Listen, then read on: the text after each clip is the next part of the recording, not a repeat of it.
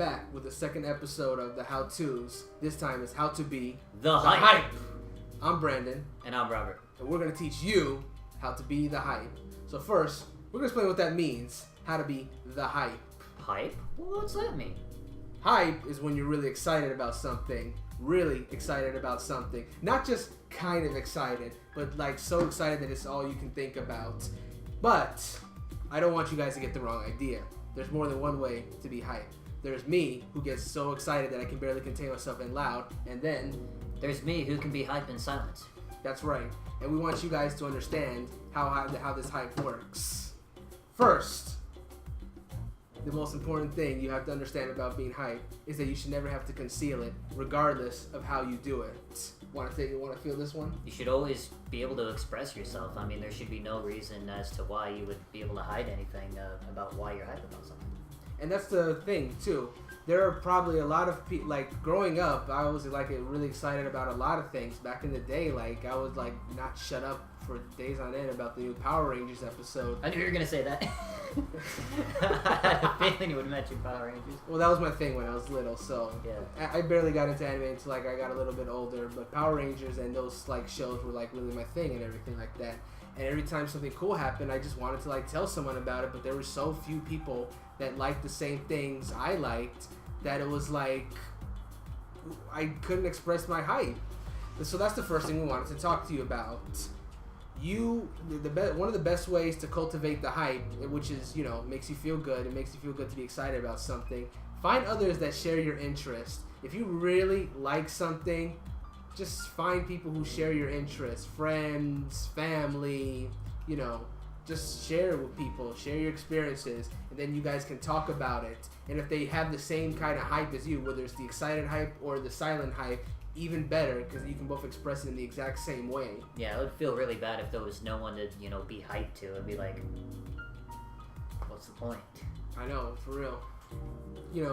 A really good idea, a really good place where you could find others that share your hype is Facebook, Like, you have so many friends there, you can make a Facebook post about it. You'd be surprised. Sometimes I found people on Facebook who I thought had no interest in what I was interested in. Back while, I don't play it anymore, but I was playing, Final Fantasy XIV, the online game.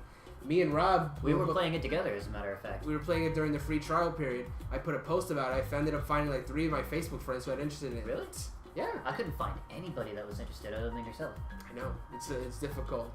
But yeah, the next thing we want to talk about is specific moments. Now we're gonna try to keep these moments early in whatever show we're gonna refer to, because we don't want to cause any spoilers.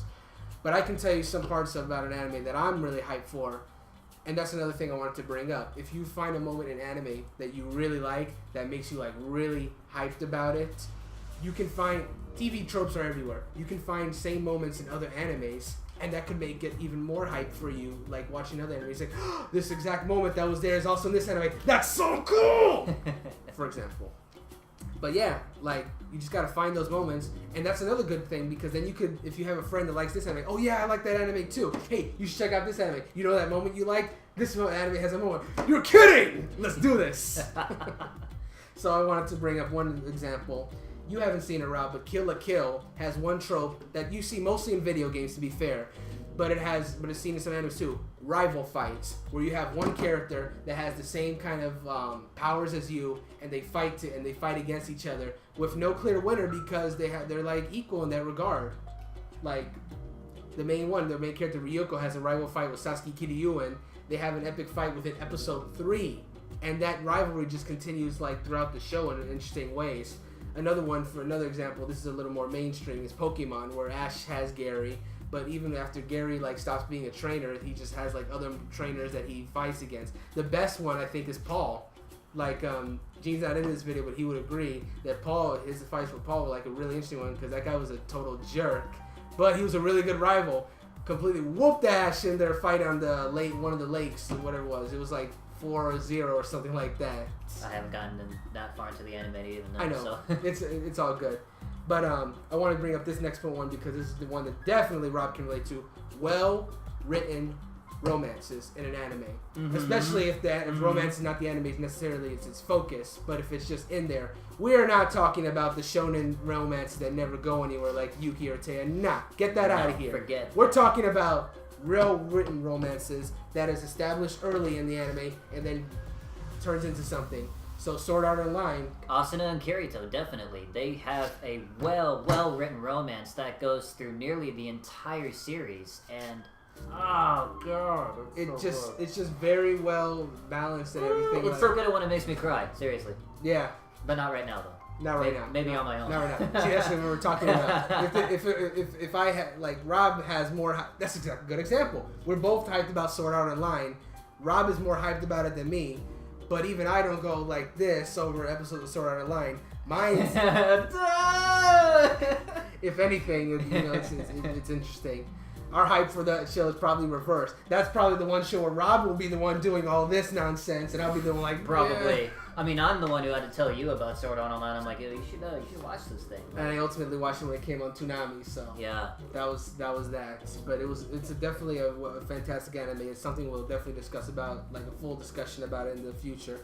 But intricate plot lines, like I like when an anime, mostly if this is more seen like in long-running animes, particularly like One Piece.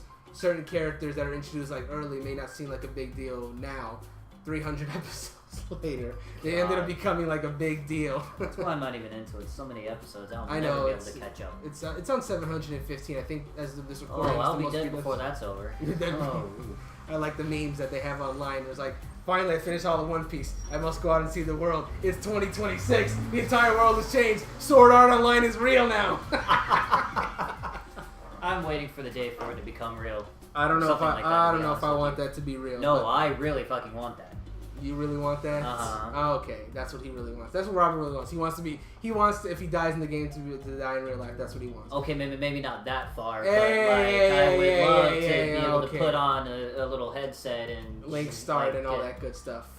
So yeah, that's what we wanted. That's the main thing we wanted to talk about. That like, if you really like something, obviously, this is the real world. There's times in your life where you won't be able to like get as excited as you want to about whatever it is you're talking about. But in general, don't be afraid of what you like. There's a lot of people who will act a certain way in public all the time. In their room, they're listening to anime openings and watching like. That's me. Like I'll be listening to Japanese songs in the car, and like I won't be doing it around anybody else because there isn't many people. And that's we both me and Rob have both come a long way since the beginning. Where what we're talking about now freely is stuff that we would have never talked about ever. We would have just kind of like been within ourselves. If you were lucky enough to just happen to see a friend in passing talk about it, you would form like small friendship. That's mainly how I got in my group of friends today. But now it's you can express yourself. You can be who you are. If people don't like it, then who cares, dude? It's just, you have to be true to yourself, and that is what hype is. Would you agree? Of course. Hype is being unconditionally happy about what it is you like, and you cannot let anybody tell you otherwise. So, any closing arguments? Any closing words? Things! I want to argue about why our hypes are different. Why am I so damn silent?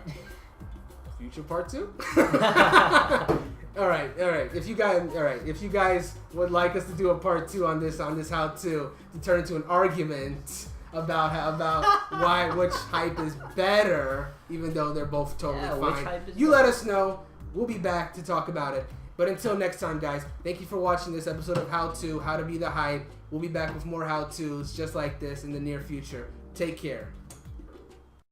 Hey guys, thanks for watching this video. Before you leave, give me that like, comment, and subscribe right in the bottom, and stay tuned for future videos from DNA. Ciao.